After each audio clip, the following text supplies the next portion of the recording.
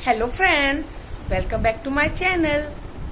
तो आज हम बात करेंगे कि आपको बच्चों से कितनी फीस लेनी चाहिए और कैसे लेनी चाहिए।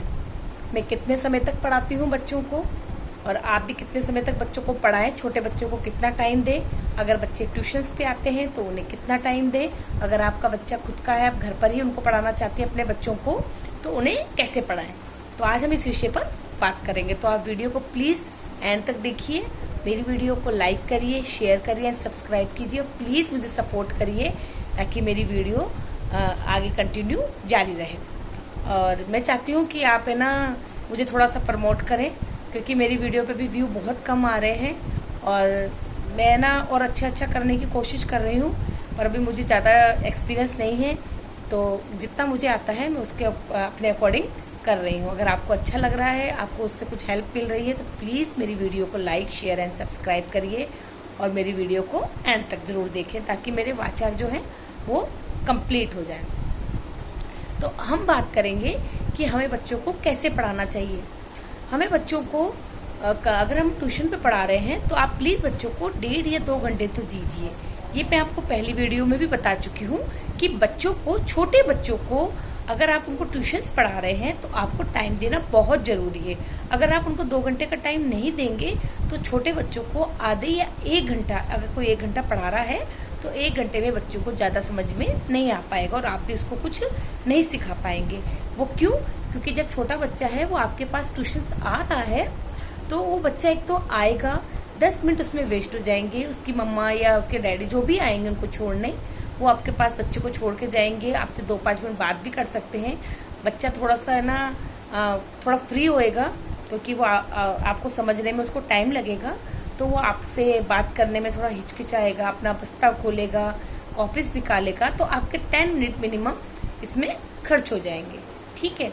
और जब आप उसको पढ़ा लेंगे तो अगर आप 1 से 2 या 2 से 3 जैसे भी आप 1 घंटा पढ़ा रहे हैं, तो जब इसको लेने आने वाले होंगे उससे पहले ही बच्चे को लेने आ जाएंगे, तो वो 10 मिनट उसमें वेस्ट हो जाएंगे, क्योंकि 5 मिनट पहले ही मम्मा आके खड़ी हो जाती है अपने बच्चों को लेने के लिए, है ना। और आपको भी हड़बड़ी रहेगी कि 1 घंटे का टाइम पूरा होने वाला है, मुझे इसको इंग्लिश में पढ़ाना है, मुझे हिंदी में पढ़ाना है, मुझे मैथ्स भी करानी है, तो मैं क्या क्या कराऊं। तो आप जल्दबाजी में बच्चे से जल्दी वर्क करवाएंगी, कभी उसका हाथ पकड़ेंगी, कभी उस पर चिल्लाएंगी कि जल्दी करो जल्दी करो जल्दी करो, तो आप इसको ढंग से नहीं सिखा पाएंगी।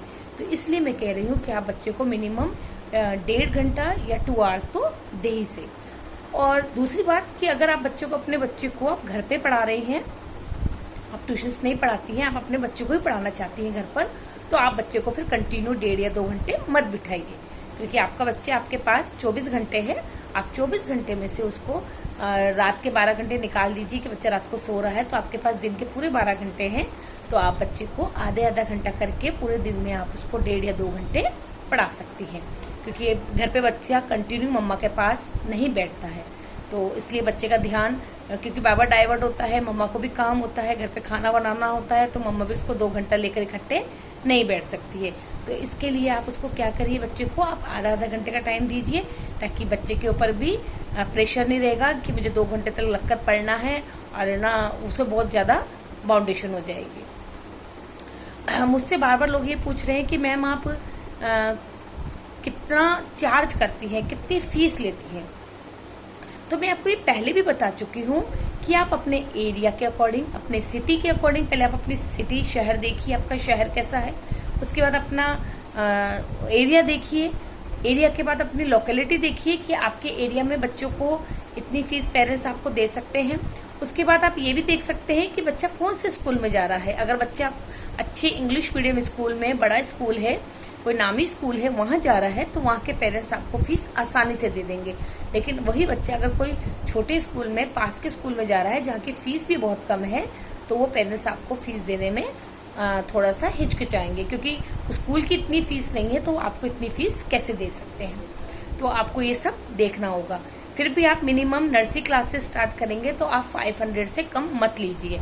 500 तो मिनिमम अपना चार्ज रखिए ही रखिए, क्योंकि 500 से कम तो कोई भी आज के टाइम में नहीं पढ़ा रहा है, और अगर पढ़ा भी रहा है तो कुछ उसकी मजबूरी हो गई। और दूसरी बात यह है कि अगर आपको नया कोचिंग सेंटर स्टार्ट करना है, आप फ्रेशर हैं, ट्यूटर, नए फ्रेशर ट्यूटर बने हैं, और अपना कोचिंग स्टार्ट कर रहे हैं, ट्यूशन स्टार्ट कर रहे हैं, तो आप कम में स्टार्ट करिए। जब पेरेंट्स को लगेगा कि आप बहुत अच्छा पढ़ा रहे हैं, बच्चों को आपकी बात समझ में आ रही है, बच्चा प्रोग्रेस कर रहा है, उसमें इम्प्रूवमेंट आ रही है, तो वो अपने आप आपकी फीस जो आप मांगेंगे वो आपको दे देंगे।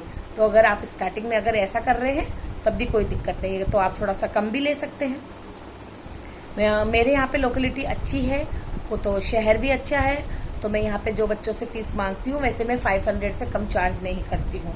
मैं नर्सरी से 500 से कम नहीं बताती हूँ किसी भी पेरेंट्स को। 500 तो नर्सरी की फीस में लेती ही हूँ, और जब क्लास बढ़ती जाती है तो मैं 2 साल में एक बार फीस बढ़ाती हूँ पेरेंट्स, ताकि पेरेंट्स के ऊपर भी ये प्रेशर ना रहे कि हर साल मैं फीस बढ़ा देती है। तो आप भी ऐसा कर सकते हैं। बार बार मुझसे ये भी क्वेश्चन पूछा जाता है कि मैम आप कौन कौन सी क्लासें पढ़ाती हैं, तो मैं ट्यूशन्स पे नर्सरी से लेकर 5th या 6th तक मैं आराम से पढ़ा सकती हूँ और सारे सब्जेक्ट पढ़ा लेती हूँ। अब तो मेरी बेटी कॉलेज में चली गई है, तो IIT में है, लेकिन है ना, जब वो थोड़ी छोटी थी तो मैं उसको भी पढ़ाती थी। जब सारे बच्चे पढ़कर चले जाते थे तो मैं उसको लेकर बैठती थी। जैसे बच्चे है ना, 4 से 6 मैंने बच्चे पढ़ाए, 4 से 6 क्या, मैं 3 से 6 स्टार्ट हो जाती थी। मैं स्कूल से आती थी,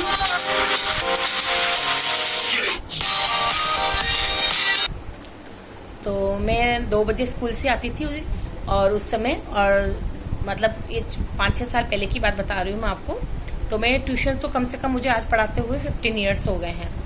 तो जब मेरी बेटी बहुत छोटी हुआ करती थी, उस समय मैंने थोड़ा सा स्कूल में भी ज्वाइन किया था, लेकिन मुझसे बैलेंस नहीं हो पाया, तो मैंने छोड़ दिया। तो मैंने ट्यूशन्स पढ़ानी स्टार्ट कर दी, उसके बाद मैंने स्कूल भी ज्वाइन कर लिया। तो जब मैं 2 बजे स्कूल से आती, फिर खाना बनाती, उसके बाद मैं 3 से लेकर 6 बजे तक, 6 या 6:30 बजे बच जाते थे, क्योंकि बच्चे भी ज़्यादा थे, तो मैं उन सारे बच्चों को 1.5 घंटा देती थी और सबको सारे सब्जेक्ट भी पढ़ाती थी। और जब वो बच्चे सब चले जाते थे, उसके बाद मैं 1 घंटा अपनी बेटी को देती थी, क्योंकि उसकी क्लास भी उस समय 4th, 5th, 6th में, तो उसे भी बहुत प्रॉब्लम आ रही थी, क्योंकि उस समय बच्चों को बहुत ज़्यादा प्रेशर रहता है, क्योंकि बच्चा नई क्लास में जाता है, फिर 6th में, तो उसके ऊपर नए सब्जेक्ट बढ़ जाते हैं, हिस्ट्री, सिविक्स, ज्योग्राफी, अलग अलग सब्जेक्ट हो जाते हैं, साइंस अलग हो जाती है। तो उस समय मैं उसको 1 घंटा बाद में देती थी। उसके बाद मैं खाना वाना बनाकर रात को उसको फिर पढ़ाने बैठ जाती थी। तो मेरा बहुत बिजी शेड्यूल था। और मैं आपको ये बता दूं कि मैंने अपनी बेटी को नर्सरी से लेकर 7th क्लास तक सब मैंने ही पढ़ाया उसको।